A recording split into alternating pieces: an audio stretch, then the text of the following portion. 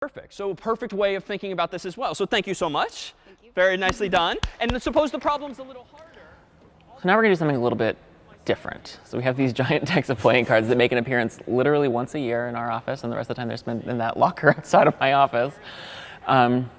But this is cool because it allows us on the internet. You can find anything on the internet. cards. I also had to make a note for you for next year that we need to shuffle these cards. And I have to stop giving them away. I tend to give away most every prop that we use on stage, only to then regret it 364 days later. Where are those cards? Oh, right, I gave them away. Nice shuffling. It's really hard. No, we're done.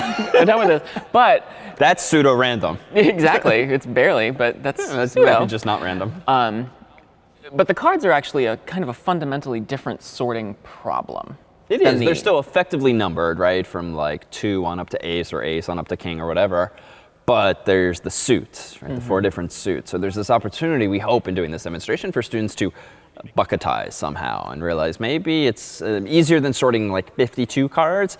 Why don't I take each card iteratively, and if it's a jack, put it over here. If it's a spade, put it over here. Diamond, club, and then make a problem that's 4 times bigger, a quarter of the size, right? But just 4 times over.